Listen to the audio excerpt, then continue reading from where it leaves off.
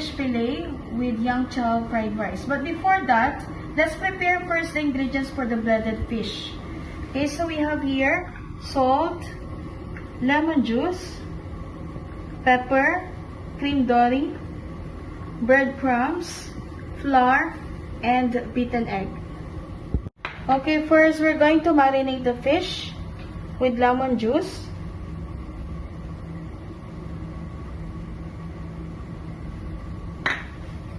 salt,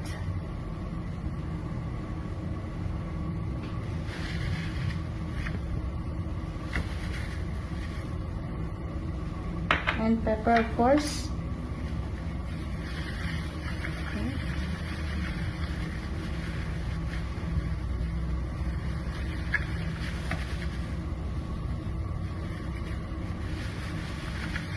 Okay.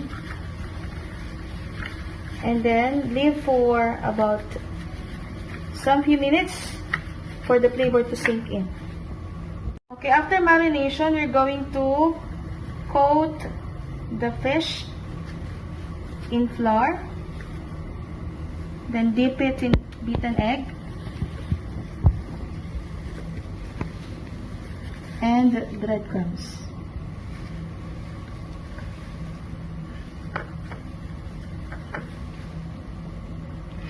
Okay, we'll do the same with the other cream dory fillet.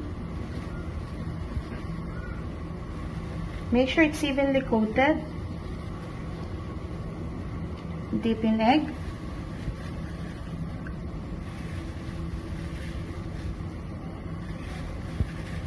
And breadcrumbs.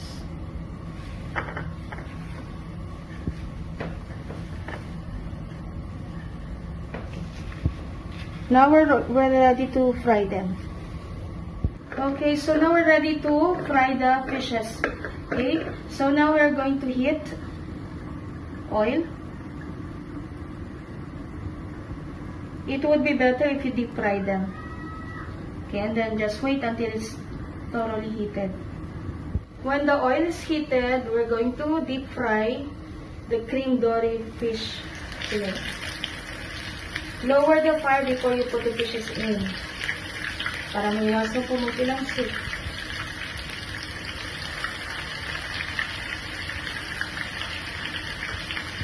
Okay, low fire lang po para hindi mabigla yung pagka-higit.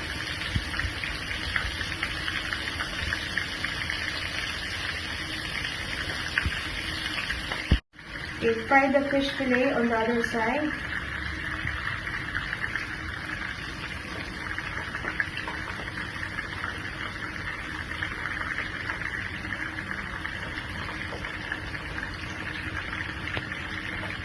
Okay, so the fishes are now evenly coated and evenly brown on all sides. So I'm going to switch the stove off, and transfer the fillet in paper plate, in towel lined with paper.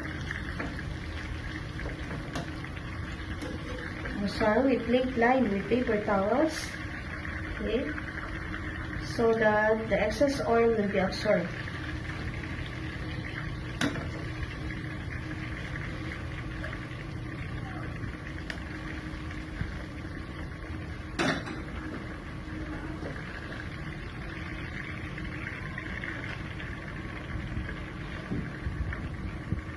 Okay, now we're going to prepare next the sauce.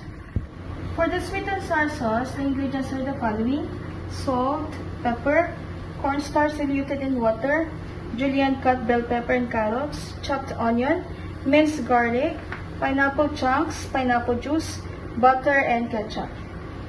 Now we're going to cook the sweet and sour sauce. Heat the pan or the wok.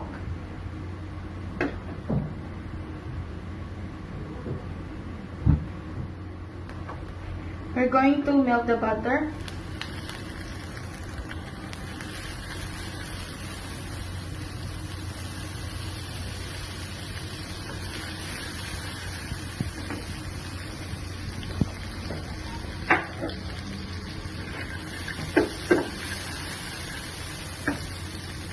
Saute the garlic and the onions. It's up to you whether you want the garlic first or the onion. But for me, onion first because they are hard to wither and garlic ay pan-easily brown. So, bahala po kayo. It's up to you.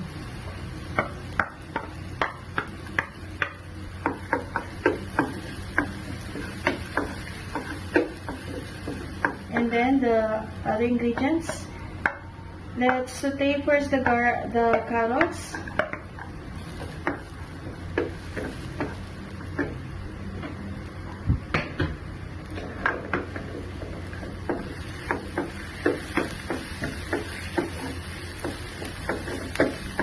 So usually the vegetables that takes longer to cook, yun po yung inuuna natin.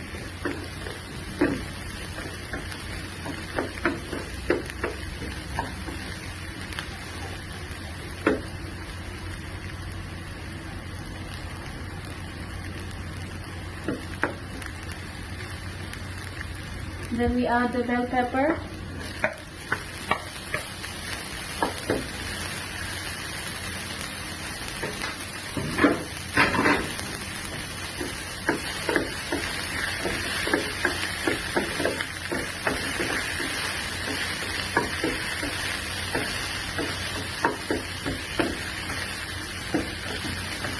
Asian employers prefer their vegetables in half cooked.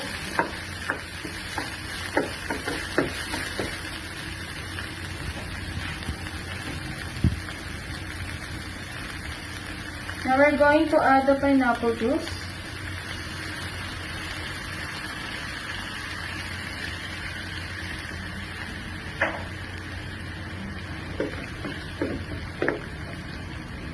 Wait until it simmers. Okay, now we're going to add the ketchup. Some prefer it to be tomato sauce.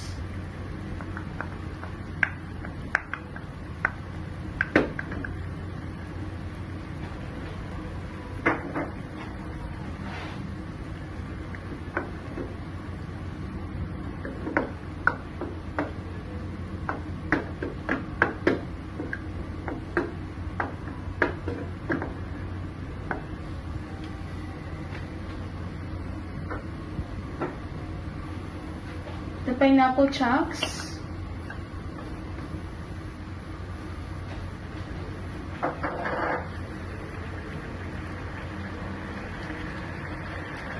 Okay, if you want a thicker sauce, we can add the cornstarch, but this is only optional.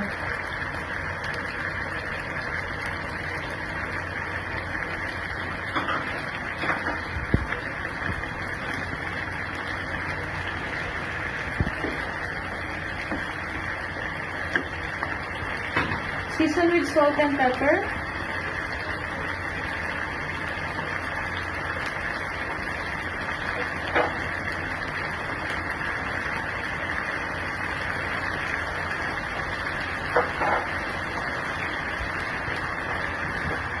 Simmer in low fire.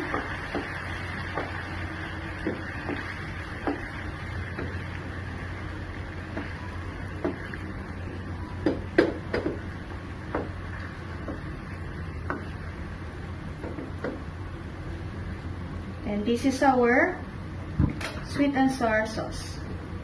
So there are two ways for us to add the sauce. Is either we pour the sauce over the fish fillet or we add the breaded fish fillet over the sauce.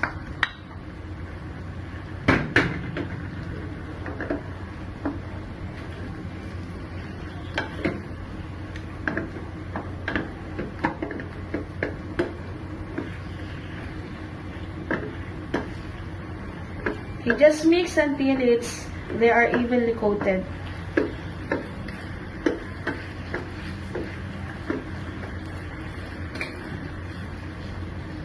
Okay. Now I'm going to transfer it in a serving platter or plate. We're going to do plating for single serving. Now this is our yang chow fried rice.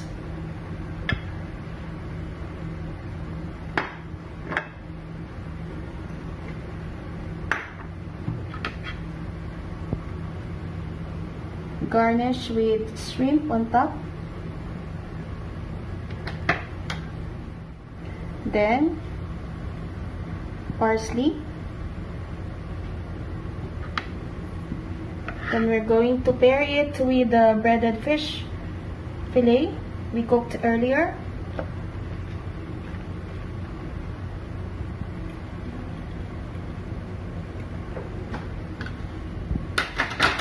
And then, pour the sauce over.